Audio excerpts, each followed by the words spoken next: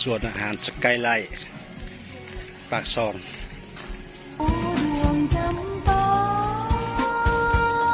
วิวถ่ายรูปงามๆมุมสูง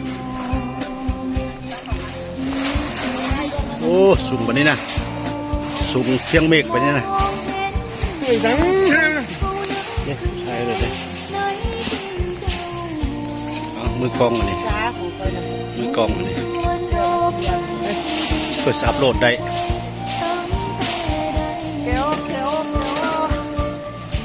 เมืองลอยฟ้า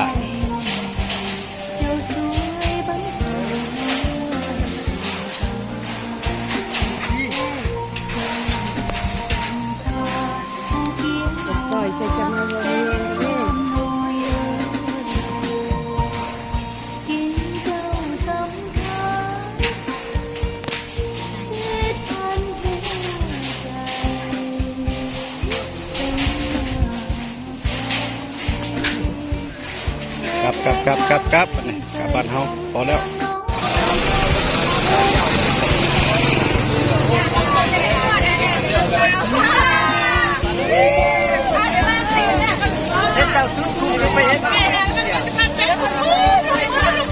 เขามาท้องมือเลยตัวเกียร์เขาอยู่เป็นเคยพี่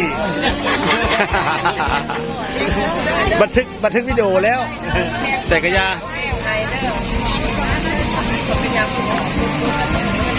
เข้าไปมาเข้าไป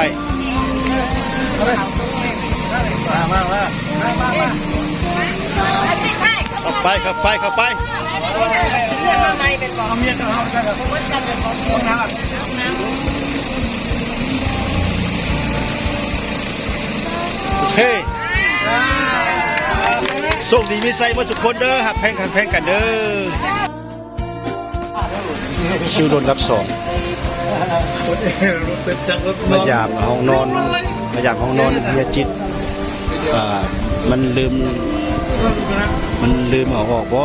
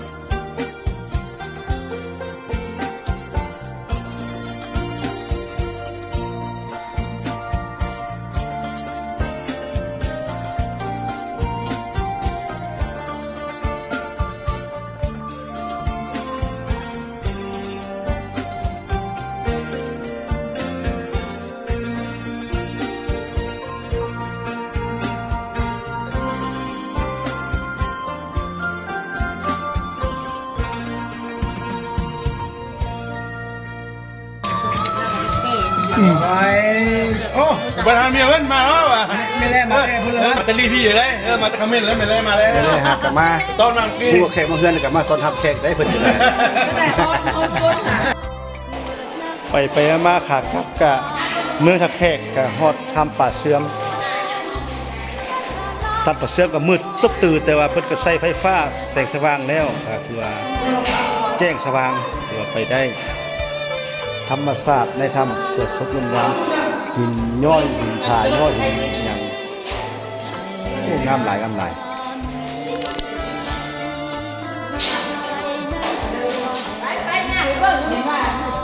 เสร็จหาเจ้าวะเอาไปคู่ยังหลายยังไก่ได้เป็นลัก2 ลักอยู่ได้โอ้หินงอกหินย่อยงามหลายอุตตานุรักษ์ไว้เสียวสมโอ้น้ำนี่คือว่าใช้น้ำสีแล้วคือเสียววุ่นๆนะน้ำเขียวเนาะน้ำเขียวทำป่าเสื่อมเมืองตะแคก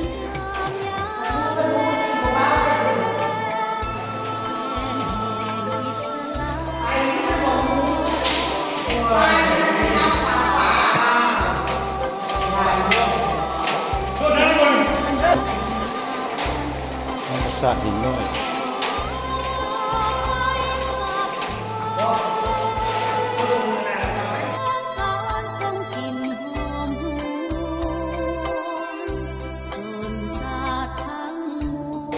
งามงามงามงามงาม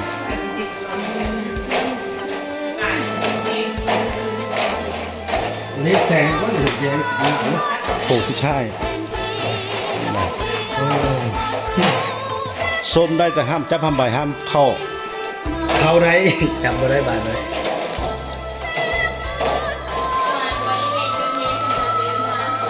โอ้โชคเป็นเรื่องอ่อนหินเขาไม่น้อยนะติดสิ้นเป็นสายต้องให้เนาะโอ้งามงามงามหินปุ่นน้อยแล้วงามงามงาม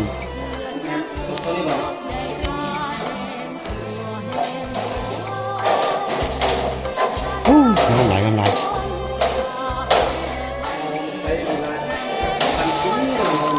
หลายล้านปีจะกินวันนี้นะธรรมชาติสร้างแต่งสร้างปั้นงามหลาย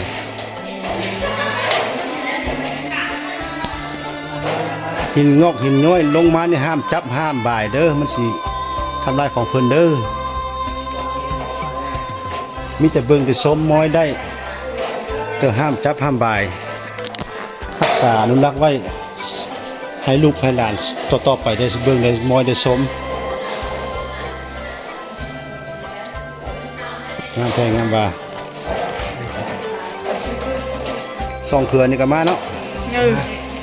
ถ้าลูกพาเมียมาบุญมาชมโอกาสนี้โอกาสมาเดี๋ยวมาเบิ่งมามอยหลายร้อยปีหลายล้านปีแล้วมา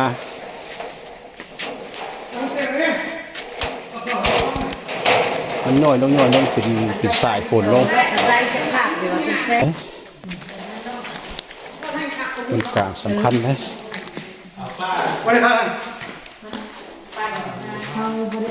เสากลางมา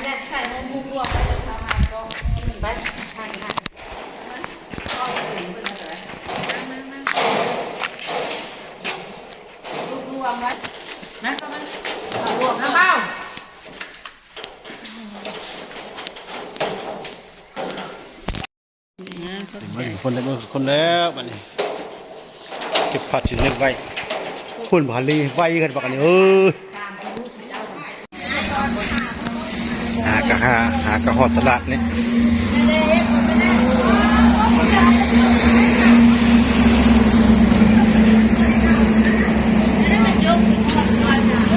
ซื้อมะแขงมะเขือหน่อไม้มะแกงมาต้มเจนมะเคาะ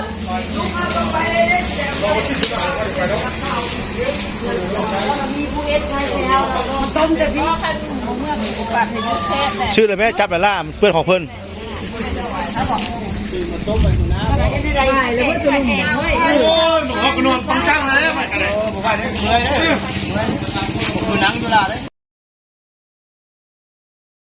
ดีแล้วใส่ไม่หลังจากมาแต่ภาคใต้เที่ยวใต้มวนมาแล้วก็ยังมาดูมูคูมายามมูคูแล้วก็มีการสวมเซลจักเล็กจักน้อยแนวโพงหักเพลงมุสพลเด้อพี่หอดเด้อให้สะดวกกับมู่แล้วกับมาหาเด้อ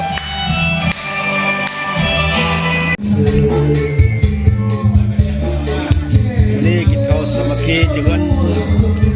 เอาไม่กิ่งบ้านถาแวงกินผักซุปโคนง่องผู้ใดบ่มาสะดวกมาแล้วมาหาเด้อกินฮอดที่ถึงเด้อหมู่ครูไอ้น้องเด้อ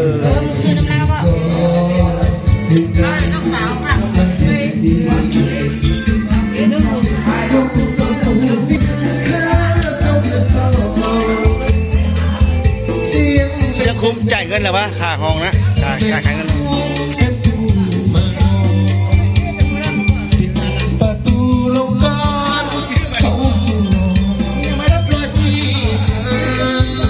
ผู้ใดสะดวกมาหาเด้ออยู่บ้านถาแวง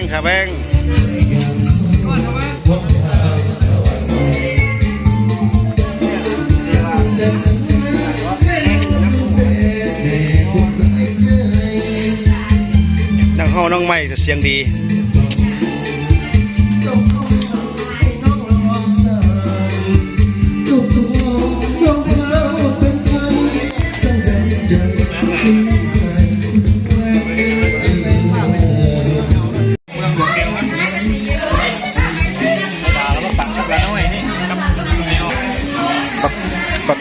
ขันลีนี่มันนอนเฉยบ่ขันลีนี่มันได้บักเลยหนึ่งนอนเฉยมันนอนหนึ่งเนาะสำล้านพ่อเด้อยู่ไสพ่อเป็นลูกสาวอะตะบัน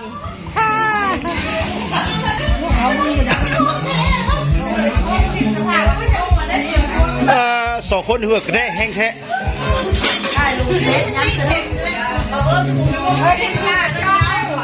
สองคนเหือกได้แห้งง่ายแท้เคยเซิงวะ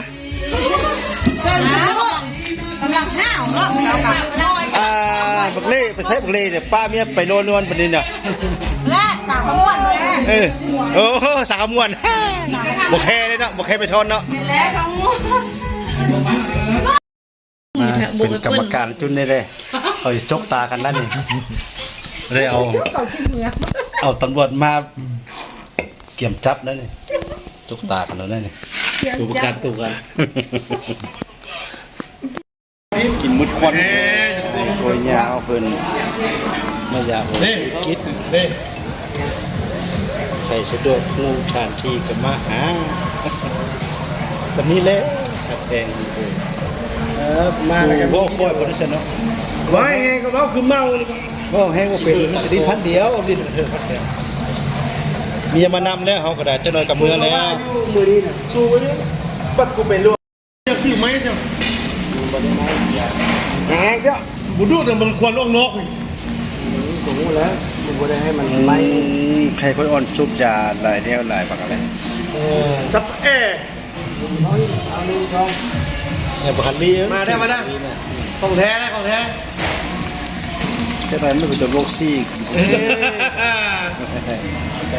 งอนกว่าโอ้ยต้นเฮินแบบกว่าแบบกว่าแบบพึ่งกี่เลยแต่หัวเด็ดเยอะเบาหวานตั้งทรงกับลุกบ่มีเลยดมเลยบ้านหน่อยเกือบมื้อนี้มาหาหัวหน้าเบ็ดตึกเบ็ดบังเก่าเลยมาเก่ากระเฮ็ดใบกระเฮ็ดนี่เสียเอามือโป้งอย่างนี้มาเงินหัวหน้าเบ็ดตึกเบ็ด